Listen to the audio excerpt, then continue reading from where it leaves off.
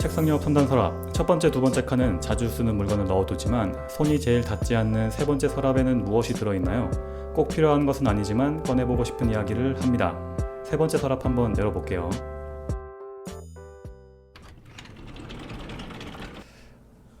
들었어요 혹시? 서랍 소리 들었어요? 뭘? 드르륵거리는 거? 네. 제가 오늘부터 넣을 겁니다. 아. 저번 주에 낱낱이 서랍 소리 얘기해가지고 제가 또 준비를 했거든요. 와, 이렇게 피드백이 빠른 팟캐스트 세 번째 서랍. 이번 주부터 짜잔. 드르륵 소리가 들어갈 거고. 너무 좋다. 아니 요즘에 그 유튜브 편집 같은 게 유행하다 보니까 그런 오픈 소스가 되게 많잖아. 그래서 많아서 문제였어. 그 수백 가지 종류 중에 하나를 고른다고. 지난주는 예, 서랍 소리 듣는다고 한 세월을 보냈고 이번 주부터 들어갈 거니까 좀 자연스럽게 들어갈 수 있도록 노력해 볼게요. 잘 지내셨죠? 아니요? 못 지냈어요? 네. 왜? 너무 더워요. 아, 그지. 장마 끝나고 찐 여름의 시작입니다. 그러니까 아니 제가 더위에 강한 사람이거든요. 음. 근데 진짜 올해는 나도 너무 덥다. 오늘 36도, 오늘 녹음한 날 36도, 37도인데 저도 오늘 오토바이 타고 왔거든요. 헬멧 쓰는 순간 느꼈어요. 아, 오늘 죽었다.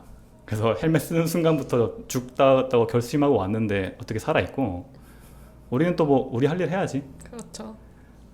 한 가지 안내할 게 있습니다. 저희 카페가 있어요. 낱낱은 모르는 카페. 알아요. 네이버에 세 번째 서랍 카페 있는데 여기서 저희 방송에서 진행했던 거 에피소드랑 아니면 뭐 관련된 정보 같은 거 올리려고 하고 있거든요. 그래서 제가 오늘 제가 말할 주제에 관한 사진을 찍어왔다니까요. 진짜 팟캐스트 내가 이렇게 열심히 한다. 자체가 아니면 왜냐면 음성 매체다 보니까 어쩔 수 없이 한계가 있잖아. 우리가 뭐 제가 했던 거 뭐 서울 소개 같은 거 보면 제가 지도 같은 데 이렇게 막 표기했던 것도 있고 낱낱이 전에 했던 그 뭐 여름의 맛 같은 거 하면 요리 사진 같은 거 넣으면 좋으니까 보여드릴 수 있는 걸 좀 준비해가지고 시각적으로 보여드리는 걸로 좀 카페를 활용하려고 하고 있고. 그래가지고 저도 이 요청을 받고 이제 지난 방송 자료들을 다 찾아봤는데 진짜 사진첩에 3만 장이 넘거든요. 3만 그리고 장? 내가 다 하나하나 다 봤어요. 근데 내가 생각보다 사진을 많이 찍는 사람이 아니더라고요. 진짜 너무 아쉽고 안타까워가지고 앞으로도 약간 지나간 거라도 다 그 주제에 관련돼 있는 거면 사진을 찍어서 모아야겠다고 생각을 했어요. 그게 다 우리한테 남는 겁니다. 추가로 그런 것도 올리고 예를 들면 저번에 영화 시작할 때 낱낱이 저한테 말 너무 빠르다고 그랬잖아. 그게 왜 그랬냐면 시간이 촉박해서 그랬거든. 그러니까 방송 중에 할 얘기를 그때도 다 못했고. 아, 그래요? 그러다 보니까 줄거리 얘기도 중간에 구멍이 좀 뚫려가지고 들으시는 분들도 좀 이해하기 힘들었을 텐데. 그러니까 거기에 어떤 얘기 하려고 했냐면 이제 법 체계라든지 뭐 법 감정 이런 거 있죠. 그런 걸 좀 추가로 얘기를 좀 하고 싶었는데 시간이 안 돼서 못했던 게 많이 있거든요. 법 감정 이런 거 정말 재밌는 주제인데. 그거 다음에 한번 빼서 하기도 하고 그런 거 못한 얘기를 또 제가 카페에 또 남겨놓기도 했고 그런 용도로 활용하려고 하니까 뭐 에피소드 관련해서 한번 들어와 보셔도 좋을 것 같아요. 일기장이 되지 않도록 쌍방 소통이 있었으면 좋겠네요. 좋습니다. 그 저번 주 그 영화 얘기해서 그런데 네. 아주 놀라운 일이 일어났거든요. 낱낱은 모르겠지만 저희가 그 팟캐스트 업로드를 네. 팟빵이랑 뭐 네이버 오디오 클립 이런 데 올리고 있는데 그 중에서 팟빵이 국내에서 플랫폼이 제일 커요. 그러니까 저희가 영화라는 주제를 했는데 그게 사실 사람들의 관심을 좀 끄는 주제다 보니까 저희 에피소드가 어그로가 좀 잘 끌려가지고 그 카테고리에서 한 30위까지 올라갔다가 막 20위까지 들어갔다 그랬거든. 지금은 뭐 다시 내려갔겠지만 저번 주 낱낱 그 아무도 없는 곳 업로드 할 때까지만 해도 한 20몇 위까지 올라갔더라고. 놀랍게도 저희 구독자가 10명인데 카테고리 순위가 20위까지 올라갔어요. 많다. 근데 다른 경쟁하시는 분들에 비하면 아직 말도 안 되게 낮은 거니까 사실 카테고리가 좀 작은 편이라 우리가 올라가는 게 뭐 큰 의미는 없지만 역시 인생은 어그로다 이런 관종의 좀 느낌을 느꼈고 들어주셔서 고맙다는 말을 잠깐 하고 싶었어요. 고맙다고 한마디 하세요. 많은 독자 10명의 독자 여러분 그래. 그 10분이 감사합니다. 저희를 다 먹여 살리는 거고. 네? 오늘 그거는 일단은 뭐 넘어가도록 하고 저희가 오늘 준비한 건 뭐냐면 지난주에 영화 좋았어요. 뭐 순위도 오르고 나름 만족했지만 가슴속에 좀 공허함을 채울 수가 없었습니다. 왜요? 남의 영어를- 이야기를 다뤄서 그런가요? 아니 뭐 영화를 좋아하지만 제 정체성과는 좀 멀어요. 남들이 안 궁금해하는 거 가져와서 알려드리는 게 저희 방송의 모토기 때문에 이번 주 처음 알았네요. 이번 주 저희의 특집입니다. 잃어버린 우리의 정체성을 찾아서 특집입니다. 저는 우리 방송이 굉장히 트렌디하다고 생각했는데 이렇게 정방대로 갈 수가. 어느 미는 힘이 더 당기는 힘이 센지 봅시다. 이 정도면 어그로 끌 만큼 끌었다. 다시 한번 정체성을 좀 찾아보자라는 의미에서 저는 이번 주에 죽음 그리고 그 너머 사후세계 편을 준비했습니다. 그 중에서도 이집트 사자에서 오늘 한번 해볼게요. 이집트 사자에서 The Egyptian Book of the Dead입니다. 들으시는 분들이 이게 도대체 뭐야 하시겠지만 개인적으로는 항상 가슴 속에 사직서처럼 항상 품고 있었거든요. 그래서 오늘 한번 슬쩍 꺼내보려고 하고. 사직서요? 막방인가요? 아니, 근데 직장 다니는 사람들은 항상 품에 사표 하나씩 들고 다니거든, 가슴 속에. 그런 것처럼 오늘 한번 슬쩍 꺼내보려고 합니다. 오늘 사후세계 편 할 거니까 낱낱은 사후세계 믿어요? 저는 솔직히 개인적으로 사후세계가 없었으면 좋겠어요. 좋겠다고? 없었으면? 그냥 죽으면 그걸로 끝 이렇게 사라지는 그런 세계였으면 좋겠는데 그렇게 생각하면은 너무 그렇게 믿기에는 너무 뭐가 많아. 사후세계에 대한 이야기가. 왜 그렇게 믿고 싶은데? 그냥 이렇게 사는 것도 약간 인생 길다고 생각하거든요. 근데 끝나고 나서도 또 새로운 세계가 펼쳤다고 생각하면은 진짜 좀 아득한 느낌? 너무 오래됐는 것 같아? 나는 그냥 스르르 사라졌으면 좋겠어. 개인적으로는 믿고 싶지 않습니다. 먼지가 되고 싶다? 근데 있을 것 같아. 아니 그러면 천국과 지옥을 보통 사후세계라고 많이 표현하는데 둘 중에 가고 싶은 곳도 없어요 그러면? 아니 당연히 천국이죠. 가는 거는. 가고 싶어? 있다면 천국을 가야겠죠. 근데 누가 지옥 근데 솔직히 지옥 가고 싶다는 사람이 있을까요? 내가 이 질문을 받았을 때 그런 편협한 생각 버려야 돼. 역으로 물어보고 싶다. 아니 가고 싶은 사람이 지옥 가고 싶어요? 저는 천국 가고 싶은데 우리 수십억 명의 사람 중에 네. 한두 명은 가고 싶을 수도 있지. 그냥 호기심에? 그런 편협한 생각을 버려야 됩니다. 우리가 항상. 그럼 천국 가고 싶으면 천국 하면 떠오르는 이미지가 뭐가 있어 그러면? 수많은 매체에서 봤듯이 저는 천국을 그런 걸로 봤거든요. 시리즈 뭐지? 넷플릭스에서 제일 유명한. 제가 넷플릭스 안 봐가지고. 그러면 넘기도록 하겠습니다. 없습니다. 다음에 한번 찾아오세요. 그러면 미안하네요. 그 사후세계 말고 네. 그냥 단순하게 죽음에 대해서 생각해 본 적 있어 그러면? 죽음은 진짜 좀 자주 생각하는 것 같아요. 어떤 생각? 그냥 자기 전에도 가끔 이렇게 생각하고 먼지가 되고 싶다. 그런 거 있잖아요. 그냥 사라지고 싶다 이런 순간도 있고 그거 깊게 생각하기 싫어하는 주제이기도 하지만 어쩔 수 없이 어차피 끝은 다 정해져 있기 때문에 그냥 생각하게 되는 거 같아요. 그냥 한 번씩 떠올려 본다? 왜냐면 내가 아는 사람의 죽음일 수도 있지만 솔직히 죽음은 우리 주변에 항상 같이 존재하고 있잖아요. 그렇죠. 그런 생각을 하기 싫어도 안 생각할 수 없는. 어째 종교는 없잖아요. 그렇죠. 종교는 없구나. 그리고 최근에 책을 하나 읽었는데 나는 매주 시체를 보러 간다? 라는 책이에요. 버브악 그 교수님이 쓴 책인데 그거를 보고 나서 좀 죽음에 대한 생각도 좀 많이 바뀌었어요. 그분 유튜브에 많이 나오시는 분 아닌가요? 그럴까요? 항상 죽음에 대해서 항상 인지를 하고 있어야 된다라고 말씀하셨던 것 같은데 그거 되게 좋은 말이었고 천국은 보통 저는 어떤 걸 이미지를 떠올리냐면 거의 무한한 삶을 살고 무한한 행복이 있는 곳이라는 표현을 많이 들어봤거든. 근데 그런 생각을 좀 들었어. 사람이라는 게 물론 진정한 행복은 내면에 있는 거긴 하지만 우리가 무언가 감각 정보를 받아가지고 끊임없이 이렇게 비교를 하면서 살아간단 말이야. 그러니까 경제적인 여유나 행복감 같은 것도 좀 간단하게 보면 남들과 나를 비교하면서 내 행복을 판단하는 것도 많이 있단 말이지. 근데 천국이라는 곳에 가서 무한한 시간을 사는데 무한한 행복이 주변에 깔려 있다라고 하면 행복이라는 걸 인지할 수 있을까? 라는 그런 생각을 해봤다고. 그래서 천국이라는 것도 딱히 그렇게 좋은 세계는 아닌 것 같다라는 생각을 잠깐 했었는데 그래도 천국 가고 싶습니다. 개인적으로. 언젠가 천국에서 만나시죠. 사자의 들어봤어요? 사자의 서요? 서가 무슨 서죠? 책 서자입니다. 책. 그러니까 그럼 죽은 자를 위한 책. 되게 오래된 종이 뭐지? 파피루스? 거기 이렇게 돌려돌려 말는 그런 건가요? 그렇죠. 정확히 알고 있네. 진짜 그 파피루스 보통 파피루스 텍스트라고 해가지고 네. 사자에서든 뭐든 이집트 문서를 다 그렇게 표현을 하거든. 이게 북 오브 더 데드라고 해서 말 그대로 죽은 자의 책이란 뜻이고 네. 보통은 영화나 소설에서 많이 나오죠. 네. 배경으로. 특히나 게임 같은 데 스토리로 많이 나오는데 그쵸. 뭐 미라 이런 거 있잖아. 그쵸. 그리고 막 반인 반신 이런 거 보면 얼굴은 새 얼굴인데 몸은 인간의 몸 이런 거 오. 기억나요? 네. 그런 게 많이 나오는데 그런 게 거의 다 그런 벽화에 나오는 거고 다 피라미드 같은 데서 나오는 거니까 죽음에 다 관련이 있는 그런 그림들이거든. 어떤 내용이 대충 담겨 있는지 살짝 보면 사람이 죽은 다음에 이제 장례 절차라든지 겪게 되는 스토리 같은 걸 적혀 있는데 죽은 자가 이제 무언가 자기가 원하는 것을 이루기 위해서 따라야 되는 지침서 같은 거예요. 당연히 이집트 사자에서니까 이집트 문화권의 그런 죽음에 관련된 이야기겠지. 세계에 크게 2대 사자에서가 있거든.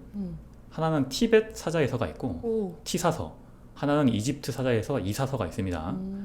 티벳은 제가 또 다음에 한번 준비를 하긴 할 건데 오늘은 간단하게 보면 말 그대로 그 티벳 불교에서 정리한 죽은 자를 위한 이야기예요.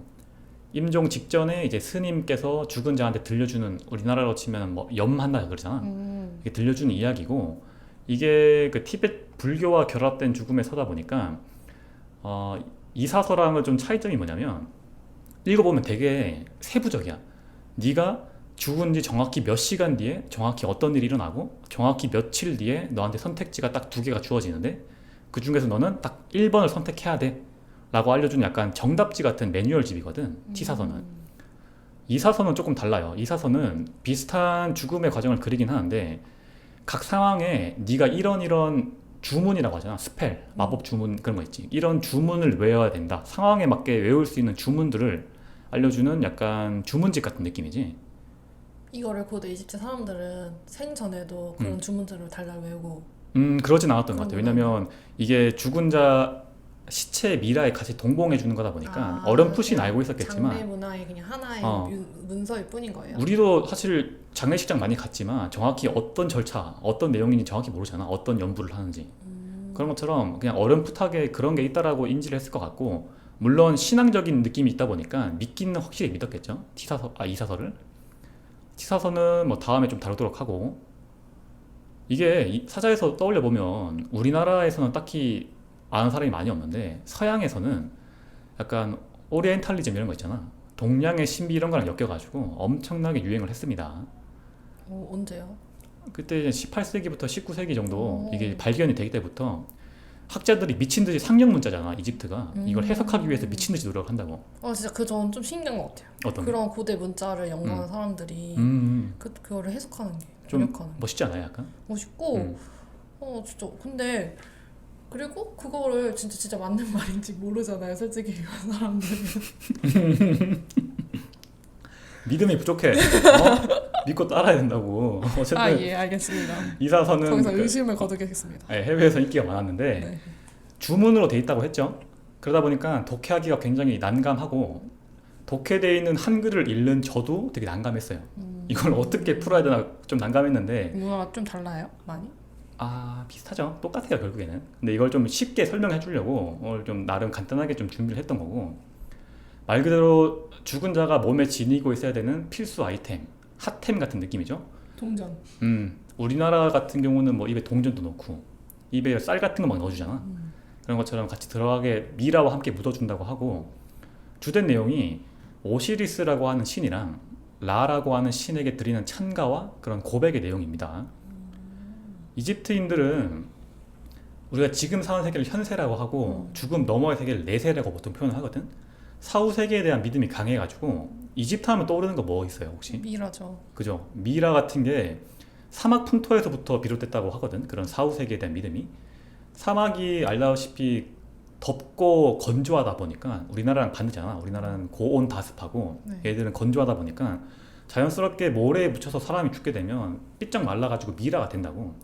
그런 걸 보면서 어떤 생각을 하냐면 신체 자기가 살던 그 몸을 다 가지고 사후 세계에서 살아간다라는 그런 믿음을 갖게 되는 거지. 그래서 미라라고 하는 육체 보존을 되게 중요시하게 되고 현세는 잠깐 누리고 나중에 내세에 가서 행복하게 살 거다라고 하는 그런 사상이 싹트게 됩니다. 이거 어디서 좀 비슷한 느낌이지 않아요? 내세 사상? 불교? 불교도 있고 보통은 성경도 비슷해요. 천국이라고 하는 것 개념 자체가 우리는 기독교에서 알고 있는 거니까 기독교가 유대교라고 제가 전에 얘기했던 거 기억나요? 네. 그 사막지대 형님들이 만든 건데 그 사막지대랑 이집트랑 거의 붙어 있다시피 해요. 되게 가깝다 보니까 성경에 왜 출애굽기라고 들어봤죠? 출이 탈출한다는 뜻이고 애굽이 이집트란 뜻이거든. 네. 성경에 이제 이집트 탈출기 같은 내용이 있는 것만 봐도 지역적으로 문화적으로 되게 연관이 있다라고 볼 수 있고 아까 낱낱이 말 좋은 말 했는데 불교 하면 보통 윤회 사상 해가지고 그렇죠. 다시 살아나는 거 떠오르잖아. 지겨워. 궁극적으로는 어떤 게 다르냐면 불교에서는 목표가 다시 태어나지 않는 게 목표야. 그러니까 저의 목표와 똑같습니다. 그죠? 불교와 정체성이 불교에 있는 거예요. 네가 똑바로 안 살면 다시 태어난다. 이 벌인 거야. 너 혼난다. 너에게 내려지는 벌이야라고 하는 게 불교적 관점이라면 제가 죄가 많네요. 유대교나 이집트는 너 잘 살아야 다시 태어난다. 라고 하는 게 되다 보니까 궁극적인 목적성이 조금 다르고 근데 느낌적인 거는 좀 비슷한 느낌이기도 하고 불교는 그런 차이점이 있고 이집트랑 유대교는 어떤 게 또 차이가 있냐면 기독교랑은 특징적인 차이가 유대교는 보통 우리가 유일신 사상이라고 하죠. 네. 하느님 아버지 야훼라고 하는 절대적인 신 한 명을 믿는다고 하면 이집트는 지방 신들만 해도 한 40명이 넘어요. 그래서 각 지방마다 신들의 위치가 막 바뀌기도 하고 하기 때문에 약간 다신관이라고 보면 되거든요. 이게 유대교와 결정적인 차이점이고 전지전능하지도 않고 영원 불멸하지도 않아. 인간처럼 늙고 막 사랑 증오의 감정도 느끼고 약간 그리스 로마 신화랑 비슷하네요. 그렇죠. 정확히 좋은 지적인데 그 얘기를 딱 하려고 그랬는데 네. 신들이 인간이나 동물의 모습으로 나타나기도 하고 우리가 어렸을 때 그리스 로마 신화 만화책으로 읽었죠. 네. 그리스도 놀랍게도 이집트 근처에 붙어 있습니다. 거기서 거기네. 그러니까 다들 붙어 있고 그리스 로마 신화 떠올려 보면 우리 그 제우스라고 하는 신 있잖아. 주피터라고 하는데 걔도 결국에는 아버지 신을 몰아내고 쿠데타로 왕권을 잡은 왕이기도 하고 신이기도 하고 제우스 하면 떠오르는 게 바람둥이가 떠오르죠. 네. 되게 인간적인 그런 욕망을 가지고 있는 신으로 표현이 된단 말이야. 그래서 네. 그리스 로마 신화를 떠올려 보면 이집트는 그리스 쪽 문화와 유대교 쪽 문화를 다 가지고 있는 좀 복합적인 느낌이 있다라고 보면 될 것 같아요. 본격적으로 이집트 사자에서 이사서 시작하려고 하는데 이거 2시간으로 좀 나눴어요. 너무 길어가지고 한 번에 쳐내기엔 좀 분량이 애매해가지고 예전엔 제가 무리하면서 막 1시간 반씩 2시간씩 녹음했었는데 그러다 보니까 낱낱이 앞에서 좀 빨리 끝내라는 압박을 많이 줬어가지고 오늘은 좀 나왔습니다. 오늘은 길게 하셔도 되는데. 시간 없어. 빨리 끝내고요. 오늘 2탄으로 준비하려고 하고 이사서를 읽기 전에 오늘은 약간 프리퀄 같은 느낌으로 이집트의 주요한 신들과 그런 신화들을 좀 알아보려고 하거든요. 왜냐면 이집트 사자에서 자체가 죽은 사람이 신들과 함께 엮이면서 흔히 말하는 천국까지 가는 과정이에요. 그래서 오시리스 이런 게 막 등장을 하는데 그게 왜 등장하는지 좀 알아야 되다 보니까 오늘은 프리퀄로 좀 신화를 좀 다뤄보려고 합니다. 첫 번째 신은 태양의 신 라예요. 들어봤나요? 태양신 라. 현세를 다스리는 최고의 신으로 나오고 태양이라는 거 생각해보면 어느 나라에서든 공통적으로 권력의 상징이죠. 가장 신비로운 대상이기도 하고 신이나 왕, 권력, 힘, 공포 이런 것들을 상징했었는데 이집트에서도 좀 당연하다시피 태양신 라가 일장신으로 등장합니다. 대빵으로. 현세 우리가 지금 살아가는 곳을 지배하는 신이에요. 두 번째 신은 오시리스 신인데 굳이 따지자면 라보다는 약간 지위가 낮은 신이야. 근데 어떻게 좀 보면 좀 재밌는 게 위에서 인간은 지금은 잠시 살고 천국에 가서 영원히 산다라고 했죠. 인간한테는 특이하게 라보다 조금 더 믿고 따르게 되는 어떻게 보면 은퇴를 얼마 안 놔둔 부장님하고 나와 함께 회사 생활 오래 할 사수님하고 다른 느낌이니까 오시리스는 나라와 꾸준히 오래갈 사수님 같은 느낌이에요. 그래서 약간 친근한 그런 이미지. 친근하고 내가 죽어서 영원히 살아갈 갈 곳의 지배자이다 보니까 잘 보여야겠지. 그래? 라보다. 그래서 이집트 사자에서도 라보다는 오시리스가 조금 더 집중 조명되게 됩니다. 세 번째는 세트라고 있어요. 세트요? 오시리스의 동생인데 악의 화신으로 나옵니다. 오시리스의 동생 세트. 그 다음에 호루스 들어봤나요? 아니요. 호루스는 네. 약간 얼굴에 매를 달고 있는 인간으로 나타나는데 오시리스의 아들이에요. 그리고 인간들의 세계를 다스리는 왕, 인간의 왕의 시초라고 보면 됩니다. 그 다음은 토트 신이 있는데 얘는 지혜의 신이에요. 이 정도 5명이 좀 주요하게 등장하게 되고 이 사서에서 이 가운데서 최고의 신으로 숭배받는 것이 태양신 라입니다. 태양신 라 신화 먼저 읽어볼게요. 태양신 라. 고대 이집트인들은 하늘을 인간의 얼굴이라 생각했어. 하늘에 태양이랑 달 떠 있잖아요. 그게 인간의 두 눈과 같다라고 생각을 했습니다. 그 다음에 하늘에는 동쪽에서 서쪽으로 흐르는 거대한 강이 있는데 그 강에 라가 태양을 달고 있는 배를 타고 매일 동에서 서로 항해를 한다고 생각을 했어. 이집트를 보면 나일강이라고 해가지고 북에서 남으로 흐르는 세로의 큰 강이 있거든요.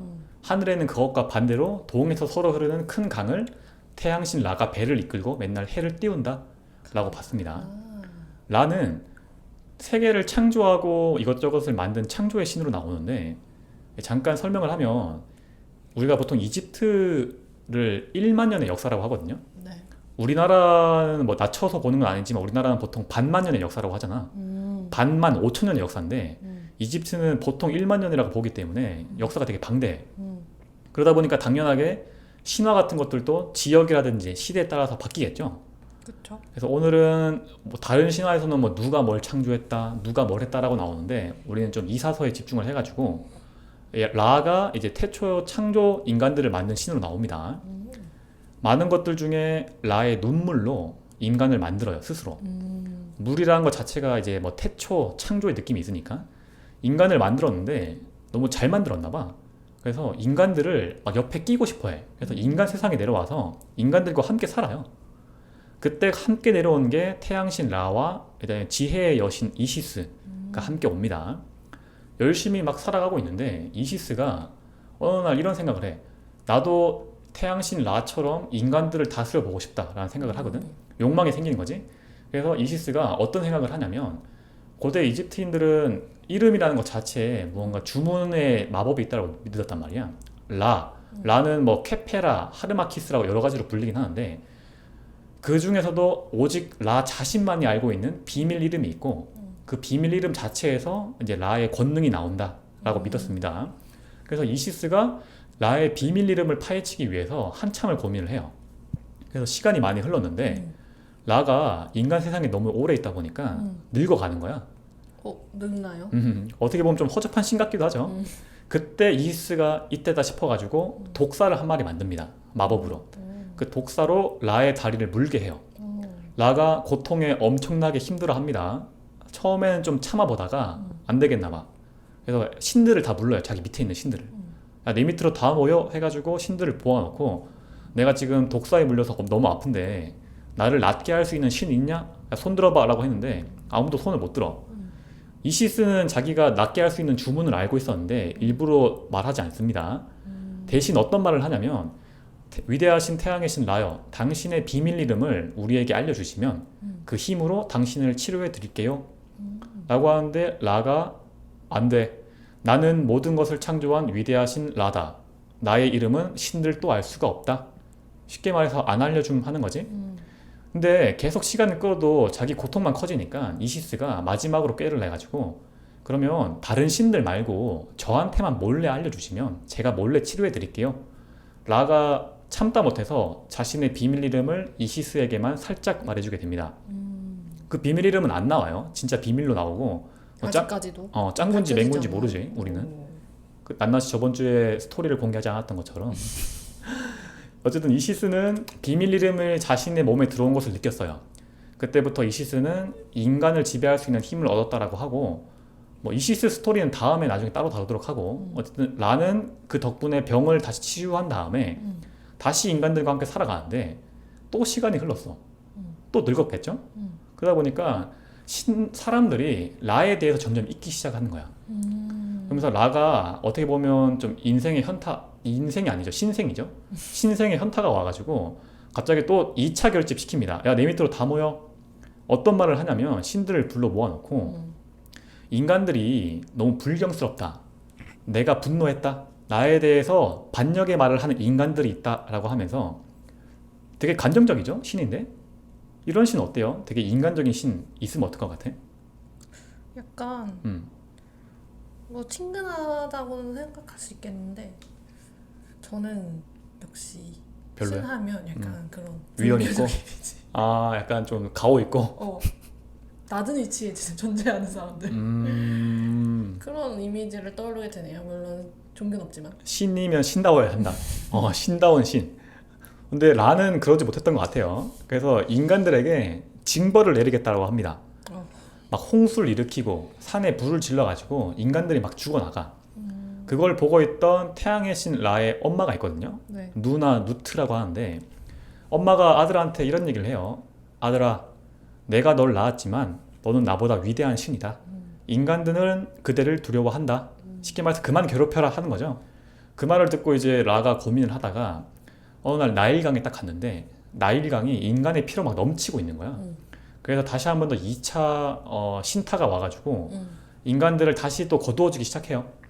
다시 한 번 더 인간을 부흥시키고 이제 염증이 느꼈는지 다시 떠나고 싶어 하는 것 같아. 그래서 인간들에게 어떤 말을 하냐면 너희들은 지금부터 좋은 술을 담가서 새해 첫날 나에게 곡물로 바쳐라. 그러면 너희들에게 복을 내리겠다. 하면서 이제 인간 세상에 사표를 던지고 하늘로 올라갑니다. 오늘부터 나의 주거지는 하늘이다. 나는 더 이상 지상을 지배하지 않는다.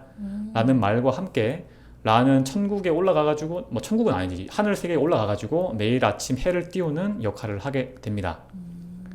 태양신 라가 왜 중요한 신인지 알겠죠? 인간을 창조하고 먹고 살게 해준 또는 많이 죽였던 되게 애매한 좋은 신이신 거예요. 뭔가 매일 아침 저희가 태양에 절을 해야겠죠? 두 번째, 내세의 신 오시리스입니다. 오시리스는 이제 그리스인들이 부른 이름이고 이집트어로는 아사르라고 한다고 하는데 오시리스 신화가 되게 엄청 오래돼가지고 언제부터 시작된 건지 정확히 나오진 않는데 이라보다 더 오래됐나요? 그러니까 시기적으로는 어차피 모든 것들이 기록이 다 남아있는 게 아니기 때문에 뭐가 오래됐는지는 알 수가 없어. 근데 오시리스 신화도 되게 오래돼가지고 언제 시작인지가 알 수가 없기도 하고 고대 이집트 왕조 있죠, 파라오. 그 이전부터 내려왔다고 하거든요. 그래서 어떤 식으로 학자들이 추측을 하냐면 오시리스라고 하는 가문이 있었는데 그 가문이 점점 중앙으로 나오면서 세력을 넓히면서 오시리스라고 하는 신이 이제 중요한 신으로 등장을 했다라고 봅니다. 원래는 식물들을 키우는 그런 관장하는 신이었는데 낱낱 요즘에 식물 키우잖아요. 네. 오시리스한테 기도하시면 돼요. 어느 순간부터 이제 중요한 신으로 떠올랐고 네. 오시리스 신화 역시 제가 전에 마태복음 할 때 예수의 그 얘기를 할 때 예수의 족보 읊어줬던 거 기억나요? 그것처럼 오시리스의 족보로 시작을 합니다. 태초에 모든 것을 창조한 아툼이라고 하는 신으로부터 슈와 테프누트가 생겼어요. 슈아. 테프누트. 슈는 공간을 지배하는 신이고 네. 테프누트는 시간? 그죠. 시간을 떠나서 일단은 그 당시에 누트라고 하는 뒤에 트자가 붙는 게 여자한테 붙이는 거거든. 그래서 슈의 아내로 나와. 그리고 이 슈와 테프누트로부터 대지를 지배하는 남신 게브와 하늘을 만든 여신 누트가 나옵니다. 이 게브와 누트 사이에서 태어난 게 오시리스입니다. 오시리스는 외동아들은 아니고 사남매인데 오시리스가 맞이고 여동생 이시스, 그 밑에 남동생 세트, 그 밑에 여동생 네프티스가 있어요. 그리고 옛날에 보면 왜 근친혼 이런 거 많이 나오죠. 그렇죠. 오시리스, 이시스가 결혼을 하고 세트와 네프티스가 결혼을 합니다. 시간이 흘러서 오시리스가 다 크니까 이제 장남이다 보니까 오시리스한테 게브가 왕권을 줘요. 여기까지가 오시리스의 탄생의 신화고 장면은 사막으로 넘어갑니다. 어느 날 한 여행자가 사막 한가운데 서 있었어요. 넓은 어깨를 가진 위험한 모습을 가진 남자 오시리스와 상아같이 흰 피부를 가진 아름다운 이시스가 있었습니다. 이집트에서 볼 수 없는 되게 아름다운 존재였다라고 하고 그러다 보니까 지나가는 사람마다 이런 얘기를 했대요. 오, 이처럼 고귀하고 훌륭한 사람을 본 적이 있는가? 국가의 왕과 왕비가 될 사람이 누가 있겠는가? 막 찬양을 했겠죠. 사람들이 막 궁금해가지고 주위에 모이다 보니까 오시리스가 이때부터 사람들을 가르치기 시작합니다. 뭐 농사 같은 것도 가르치고 병을 치유해주고 약간 예수가 떠오르잖아요. 사막지대에서 비슷한 느낌이죠. 그쵸. 그러다 보니까 그 지방에 있던 왕한테 이 오시리스의 이름이 귀에 들어가요. 그래서 왕이 오시리스를 왕궁으로 불러가지고 어디서 오셨습니까? 라고 물어보니까 오시리스가 인간들은 모르는 곳에서 왔다. 그럼 왕은 무엇을 하러 오셨습니까? 라고 다시 물으니까 오시리스가 인간들에게 가르치러 왔다 라고 얘기를 합니다. 왕은 오시리스한테 부탁을 해요. 아, 그럼 우리 지방에 남아서 살면서 백성들을 가르치고 저에게도 가르침을 주십시오 라고 하면서 이제 이집트에서 함께 살게 되는 거예요. 시간이 흘러가지고 왕이 이제 병이 들게 되고 왕이 죽거든요. 근데 아들이 없어가지고 사람들이 회의를 해서 오시리스를 왕으로 추대합니다. 오시리스는 안 늙나요? 오시리스는 왕처럼? 조금씩 늙는데 이게 인간의 세월하고는 다를 테니까 어쨌든 왕이 죽을 때까지는 건장한 것 같아요. 약간 중장년의 모습으로 왕권을 받고 이게 외국까지 소문이 퍼지다 보니까 되게 외국에서도 막 사절로 많이 왔대, 배우려고. 그때부터 이제 이집트 문화가 되게 융성하게 된 거지. 이때 왕궁에 험악한 얼굴을 한 세트, 오시리스의 동생이라고 했죠. 쳐들어오나요? 쳐들어오진 않고 형님을 뵙고자 찾아옵니다. 문지기한테 이런 말을 해요. 나는 위대한 오시리스의 동생 세트이다. 왕에게 내가 왔다고 알려라. 해서 왕궁에 세트가 함께 살게 되거든요. 이집트에. 어느 날 세트가 되게 좋고 비싼 옷감을 가지고 왕궁에 와가지고 오시리스한테 형님, 제가 이거 되게 아름다운 옷감 구했는데 형님한테 옷을 만들어 드리려고 해요 라고 얘기를 한단 말이야. 오시리스는 동생이 되게 기특하겠죠.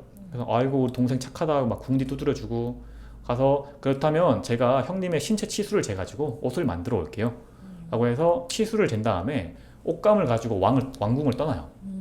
근데 어디로 가냐면 옷을 만드는 데로 가지 않고 상자 만드는 데 있잖아. 나무로 상자를 만드는 데 가거든. 오시리스의 신체 치수를 쟀던 것들을 그 상자를 만드는 장인한테 주면서 이거랑 똑같은 사이즈의 상자를 만들어라. 쉽게 말하면 관 같은 거겠지. 인간의 몸이 들어갈 수 있는 그 관을 만들라고 시킨 다음에 그 다음에 두 번째로 이제 옷 만드는 데 가가지고 옷감 던져준 다음에 야, 이거 대충 이렇게 만들어봐 라고 되게 신경을 안 써.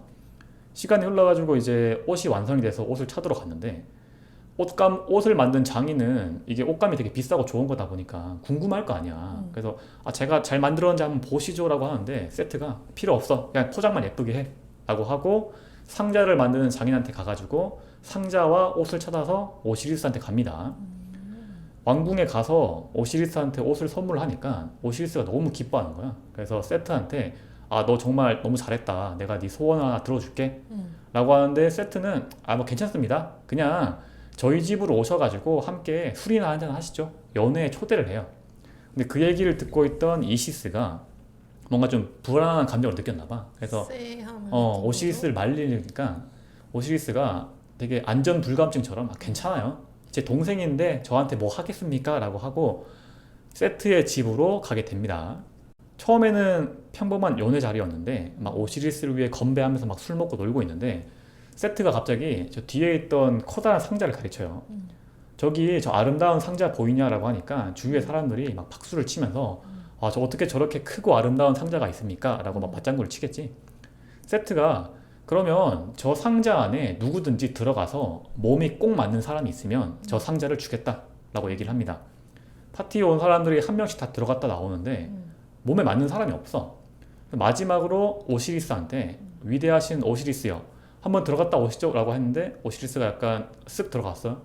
되게 머쓱하게 자기 몸에 딱 맞는 거야. 그래서 오시리스가 아, 어떡하지 하고 있는데 그때 세트가 관의 문을 닫아버리고 못질을 한 다음에 오시리스를 강가로 뛰어보내게 됩니다. 이게 반역이네. 그죠, 반역이자 저기 아까 유대교랑 비슷한 점이 많았잖아. 성경에도 보면 카인과 아벨 스토리 나오거든요. 형제를 죽이는 이야기가 나오는데 되게 좀 닮아 있죠. 이집트랑 유대교랑 시간이 같은가 봐요.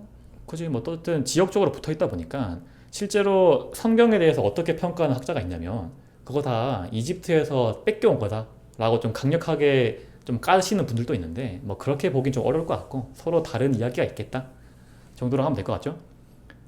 아까 오시리스의 아내 이시스 있었죠. 이시스가 뒤늦게 이 사실을 알고 슬퍼하는데 다시 한번 마음을 가다듬고 남편의 시체라도 찾아야겠다 싶어가지고 상자를 찾아 떠나요. 위에서 말했다시피 시체가 없으면 다시 태어나거나 내세를 살아갈 수 없다는 믿음이 있다 보니까 시체를 찾으러 떠나는데 전국을 다 돌아도 상자를 못 찾았어. 그래서 한 곳에 잠깐 쉬고 있으니까 주위에 사람들이 이런 얘기 하는 거 들어요. 어제 여기 강가에 엄청 크고 아름다운 상자가 흘러 들어왔는데 그 상자가 강가에 있던 커다란 나무와 합쳐지더니 아주 아름다운 나무가 되었다 카더라. 그리고 그거를 왕이 알고 이제 다른 세트랑 다른 왕인데 그 지역의 왕인데 그 왕이 나무를 베어서 왕궁으로 가져갔대 라는 얘기를 이시스가 듣고 왕궁으로 찾아갑니다. 나무를 찾기 위해서. 그 왕궁에는 다리를 쓰지 못하는 뭐 소아마비 같은 거겠지. 소아마비 환자인 왕자가 있었는데 그 왕자를 치유해주고 왕이 너무 고마우니까 이시스 당신의 소원을 들어드릴게요 라고 하니까 이시스가 다른 건 필요 없고 어저께 가져가셨다던 그 나무를 저에게 주십시오 라고 합니다. 이시스가 나무를 받고 나무를 뜯어보니까 거기에 오시리스가 죽은 채로 들어있게 돼요. 유해를 가지고 다시 이시스가 이집트로 복귀를 합니다. 이미 이집트 왕궁은 세트가 차지해가지고 들어갈 수가 없어. 그래서 상자와 이제 이시스가 오시리스의 아들 호루스를 그때 낳아서 기르고 있었는데 일단은 아들을 좀 잘 키워야겠다라고 해가지고 호루스를 막 열심히 길렀거든요. 근데 세트가 어떻게 눈치를 챘는지 이시스를 잡아가지고 감옥에 가둬요. 이시스는 태양신 라에게 기도를 합니다. 라가 그 기도에 감동을 해가지고 지혜의 신 토트를 내려보내요. 토트가 내려가서 이시스에게 걱정하지 마라. 오시리스는 언젠가 위대한 신으로 부활을 한다. 라는 예언과 함께 이시스를 풀어주게 됩니다. 다시 이시스가 그 상자가 있던 숨어있던 장소로 가니까 상자가 뜯겨 있는 거야. 오시리스의 시체가 없어요. 부활했나요? 부활한지는 아직 안 나오는데 어쨌든 호루스가 아직 어리다 보니까 일단은 남편은 일단 있고 호루스를 열심히 키우기 시작을 해. 근데 세트가 악의 신이라고 했잖아. 그걸 가만히 있을 리 없죠. 독전가를 몰래 보내가지고 호루스를 죽입니다. 독전가로. 이시스는 또 슬퍼하다가 다시 한 번 더 태양신 라한테 기도를 합니다. 다시 한 번 더 라가 토트를 내려보내요. 토트는 약간 그리스 로마 신화에서 헤르메스 기억나죠? 그런 약간 신들의 그런 느낌으로 나와. 토트가 호루스를 살려주게 되고 호루스를 다시 키우고 있는데 아까 상자가 열려 있었다고 했잖아. 그게 왜 그랬냐면 세트가 몰래 와가지고 다시 오시리스가 부활하지 못하게 시체를 토막을 내가지고 강가에 뿌립니다. 그걸 이시스가 뒤늦게 알고 이제 호루스가 좀 컸어 어느 정도. 그래서 다시 남편의 그 토막 나는 시체를 찾으러 돌아다녀요. 해서 13조각을 모아가지고 어떡하지라고 하다가 이게 다 절단돼 있다 보니까 한 대에 묻고 싶은 거야. 그래서 붕대로 꽁꽁 싸게 돼요. 이때부터 미라라고 하는 문화가 시작되었다라고 신화에서 내려옵니다. 그래서 그 미라 상태의 오시리스 콧구멍에 이시스가 바람을 후 하고 불어넣으니까 오시리스가 다시 살아나게 돼요. 부활. 근데 부활하자마자 이시스한테 나는 현세의 왕이 아니라 내세로 내려가서 그곳을 다스리는 왕국을 만들고자 한다 라는 말과 함께 이시스한테 고맙다 땡큐 하고 다시 내려가게 돼요. 이때부터 이미 이제 오시리스는 내세의 신이고 호루스가 열심히 컸다라고 했죠. 키가 크고 훌륭한 청년이 되었습니다. 청년이 된 호루스의 꿈에 오시리스가 나타나요. 이런 말을 합니다. 나는 너의 아버지 오시리스이다. 너에게 알려줄 것이 있어 내세에서 왔다. 너는 나의 이야기를 들어야만 한다. 나는 이시스와 함께 현세에 내려와 왕국을 만들었으나 세트의 음모로 죽게 되었다. 이제 복수의 시간이 왔다. 나는 너를 후계자로 인정한다. 내가 너를 도울 순 없지만 마지막 승리는 항상 정의로운 자에게 돌아가게 되어 있다. 라는 말을 듣고 호루스가 복수를 결심하게 됩니다. 세트는 이때 막 군대를 끌어모아가지고 막 외국을 정벌하고 다니면서 엄청 강력한 군대가 있었거든요. 호루스는 자신만의 병사들을 모아가지고 무기로 무장한 다음에 세트한테 쳐들어가요. 이때 어머니였던 이시스가 아들을 위해서 그 나일강을 건널 수 있는 커다란 배를 만들어가지고 그 배에 마법을 걸어주게 되거든요. 그래서 호루스가 나일강을 타고 올라가면서 세트를 공격을 하기 시작하는데 세트가 배를 부수려고 노력을 많이 했겠죠. 근데 어머니의 마법으로 안전하게 세트한테 쳐들어가게 됩니다. 세트를 잡으려고 하다가 싸우다가 세트를 이기고 호루스가 세트를 잡아서 모가지를 쳐버려요. 참수하는 거죠. 이때 세트와의 결전에서 호루스가 한쪽 눈을 다치게 됩니다. 호루스가 한쪽 눈을 다친 상태에서 이집트의 왕이 되는데 다시 한 번 더 토트가 내려와요. 또 호루스의 눈을 치유를 해주면서 호루스를 이집트의 왕으로 인정을 해주게 됩니다. 이때부터 호루스가 오시리스의 왕권을 되찾고 이집트를 지배하게 되었다 카더라. 이게 이집트의 좀 중요한 신화고 하늘에는 태양신 라가 다스리죠. 지하에는 오시리스가 다스리고 인간 세계는 호루스가 다스린다. 이때부터 이집트 왕조는 호루스를 이제 좀 모시기 시작하는 거죠. 근데 약간 태양이랑 그 지하에 그걸 다 지지를 받고 있는 신인 왕인 형태잖아요. 그게 파라오. 그러니까 이집트 왕권이 어마무시하게 셌겠죠. 어떻게 보면 자신들 뭐 이렇게 싸우잖아요. 하늘 신이랑 지하 신이랑 약간 싸우는 대립구도인데 여기는 약간 둘 다 도와주는 약간 그런. 그게 어떤 느낌이냐면 그리스 로마 신화 같은 느낌이잖아. 그리스 로마 신화는 제우스랑 그 하데스라 그러죠. 하데스랑 형제예요. 그러다 보니까 서로 막 치고받고 싸우는데 라랑 오시리스는 좀 관계가 달라. 라는 신들조차 창조한 위대하신 라고 오시리스는 그 밑에는 조금 약한 신이다 보니까 감히 오시리스가 라를 넘볼 수는 없어요. 하지만 인간한테는 오시리스가 조금 더 중요한 위치를 차지하게 되고 그런 좀 차이가 있죠. 그냥 파라오는 살아서도 왕이고 죽어서도 왕인 약간 그런 느낌인 건가? 그죠. 파라오는 선택받은 인간이고 죽어서도 왕으로서 살아간다. 그래서 파라오 그 피라미드 같은 거 크게 만들잖아. 그런 것 자체가 왕권을 상징하는 그런 거죠. 여기까지가 이집트의 중요한 신화였고 이 이야기를 왜 했냐면 다음 주에 하게 될 그 이집트 이사서에서 내세의 신 오시리스가 거의 모든 스토리에 등장을 해요. 간단하게 좀 설명을 오늘 하자면 프리퀄이니까 죽음을 맞이한 사람이 태양신 라가 모으는 태양선 뒤에 매달려가지고 타고 가. 그 다음에 그 태양신 라의 배가 내세의 신 오시리스한테 데려다 주거든요. 그럼 오시리스가 그 딸려온 인간들을 한 명씩 불러가지고 심판을 합니다. 우리나라로 치면 염라대왕 같은 느낌이죠. 그 다음에 그 심판을 받고 지옥에 갈지 천국에 갈지 이런 것들을 판단을 하는 내용 전체가 이집트 사자에 서기 때문에 오늘 좀 중요한 태양신 라랑 내세의 지배자 오시리스, 인간 세계의 지배자 호루스를 좀 들어본 거예요. 이집트에도 그게 있나요? 어떤 거? 천국과 지옥이? 아, 있죠. 지옥 같은 정확한 개념보다는 다시 태어나지 못하면 그 암무트라고 하는 괴물이 나오거든. 그 괴물한테 영혼이 물리고 심장이 찢기면 다시 태어날 수 없다라고 표현이 나오고 그게 보통 지옥이라 보면 될 것 같아. 어떻게 들었어요? 되게 재밌네요. 아, 들을만 했어요? 네. 약간 그리스랑 막 유대교랑 막 떠오르고 좀 막 섞여 있어가지고 그쵸. 이것저것 생각할 게 좀 많은데 약간 원래 좀 신 이런 얘기를 안 좋아하는 줄 알았는데 좋아하네. 약간 그런 DNA가 있나 봐요. 제 약간... 엄마가 이런 신 관련된 영화를 정말 좋아해서 어렸을 때부터 많이 봤거든요. 재밌게 본 거 뭐 있어? 그런 거 뭐지? 타이탄 뭐 이런 거 있잖아요. 그러니까 종교가 있는 게 아니라 그냥 신화 자체를 좋아하시는구나. 신화. 그래서 흥미가 있으시구나. 그치. 그래가지고 보는데 막 얘기할수록 들으면 들을수록 아 이집트 문화가 왜 망했나 이걸 생각하게 된다. 왜 망했어? 막 이렇게 나는 생각 내가 관점에서는 죽으면 끝인데 이 사람들은 어쨌든 죽음 이후에 그런 문화들을 더 막 하느냐고 현세를 못 챙겨서 결국 망하지 않았을까? 우리가 보통 보면 종교라는 게 좋은 쪽으로 보면 인간들을 돕는 것도 있지만 아까 낱낱이 말했던 것처럼 이런 내세관을 가지고 인간들을 꼬시는 경우도 많잖아. 그러니까 이거 하면서 피라미드 지으려면 얼마나 많은 그 인간 살아있는 인간들을 다 노동 착취하고 그래서 나는 망했다고 생각해. 피라미드 얘기 나와서 잠깐 얘기를 해보면 피라미드는 사실상 인간이 만들 수 있는 거의 최고의 거대한 건축물인데 그런 것들을 왜 했냐라고 학자들이 분석을 하다 보니까 그런 말 하는 걸 들었거든.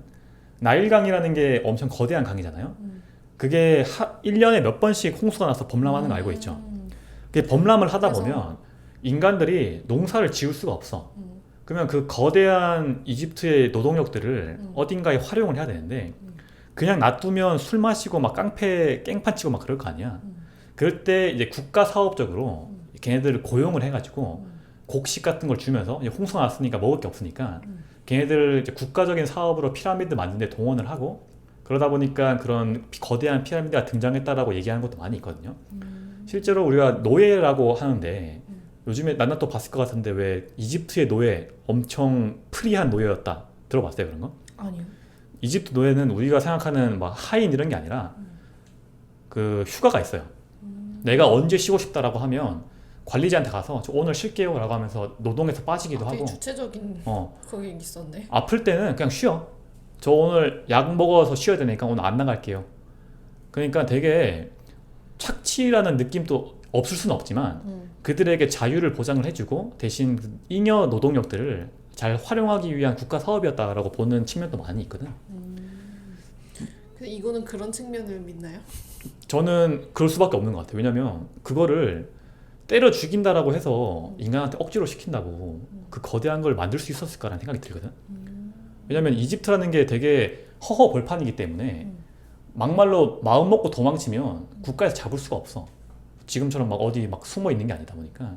그런데도 그 거대한 문화가 유지가 되면서 그 많은 인구들이 이집트에 앉아가지고 번성했던 걸 생각해 보면 그런 대접이라든지 국가 사업이 없었다라고 하면 힘들지 않았을까. 이집트 되게 재밌는 나라죠. 이게 어쨌든 뭐 쓸데없는 얘기를 좀 했는데 네. 이걸 좀 물어보려고 그랬어. 천국이나 지옥에서 낱낱이 누군가 한 사람을 만날 수 있다라고 하면 만나보고 싶은 사람 있어요? 이 질문을 받고 좀 생각을 많이 해봤는데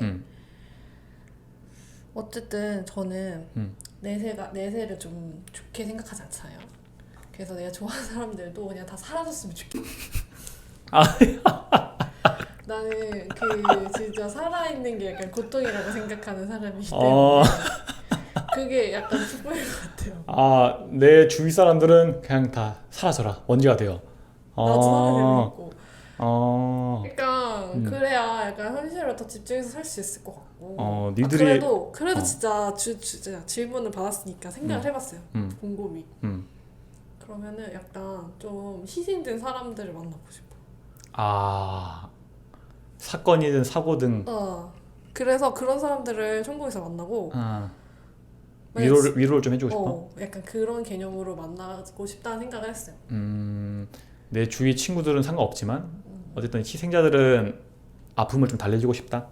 왜냐면 그렇게 생각해야 약간 우리나라에서는 기독교를 믿는 사람들 중에 많은 사람들이 다 그 이유 때문에 좀 그걸 믿는다고 생각하거든요. 죽음 이후에 내 사랑한 사람들이 그 천국에서 잘 지내고 있다는 믿음을 그것 때문에 믿는 사람들이 많다고 생각을 해가지고 그거면은 괜찮지 않나? 그 정도면 딱 괜찮을 것 같다. 지옥은 뭐 굳이 가고 싶지 않고. 지옥 가면은 꼭 그런 독재자들이 거기도 잘 살고 있나? 천벌을 받고 있는지 확인해보고 싶어. 왜냐면 그래야 약간 지옥의 존재 이유가 있다고 생각을 하는 게 어쨌든 지금 막 우리 나라에서 일어난 일들을 보면은 신은 없다라고 하는 절망적인 사건들이 많은데 그거를 뭐 하려면 굳이 지옥의 존재 이유를 찾자면 그런 사람들이 지옥에서 천벌받고 있다. 혹시라도 지옥에서 호의호식하지 않게 벌을 열심히 받게 한번 가보고 싶다. 그런 생각을 해봤습니다. 저도 한 곳만 가본다고 하면 사실 천국보단 그러니까 내가 산다는 게 아니라 한 번쯤 가볼 수 있는 탐방권이 있다고 하면 지옥을 한번 가보고 싶고 우리가 보통 그런 국가별로든 문화별로든 지옥에 대한 묘사가 있는데 그런 것들을 떠올려 보면 인간이 열심히 살아야 되는 이유가 되거든요. 그래서 지옥의 존재 이유를 저도 좀 비슷하게 찾고 있고 지옥에 한번 가보고 싶다는 생각을 했는데 마지막 질문입니다. 구경만 해보고 싶다는 거잖아요. 그지? 내가 살고 싶지 않지 당연히. 누군가 잘 살고 있냐 보고 싶은 거고 마지막 질문으로 내가 아까 대답 나오긴 했는데 부활이라는 것이 좋다고 보는 쪽은 기독교 쪽에 있을 거고 천국이라고 하고 나쁘다라고 하는 것은 불교라고 할 텐데 그 중에서 뭐 답할 게 없네. 이미 불교를 선택했네. 윤회하고 싶지 않다. 그쵸. 저는 좀 다시 태어나고 싶지는 않은 것 같아요. 지금 많이 힘들어요? 그건 아닌데 그냥 그런 생각을 그냥 옛날부터 했던 것 같은데. 굳이 다시 태어날 필요가 없다. 진짜 이거는 뭐 이렇게 생각을 처음 하게 된 순간부터 그러니까 만약 다시 태어나도 나는 인간으로 태어나고 싶지 않고 만약 돌이나 진짜 돌로 태어나고 싶다는 생각을 정말 어렸을 때부터 많이 했어요. 그 어머니가 들으시면 슬퍼하겠는데? 아니 그런 거 아니고 약간 그런 상상한 거지. 약간 진짜 약간 좀 산신 막 이런 걸로 태어나더라도 약간 그런 돌 같은 걸로 영험한 태어나서- 힘을 가진 움직이지 않는 약간 영물? 영물 정도 할까요? 한 수백 년 뒤에 낱낱이 꼭 신으로 모셔지기를 기대합니다. 이게 보통 이런 사후세계 같은 거 얘기를 할 때 입장이 크게 세 개가 있거든요.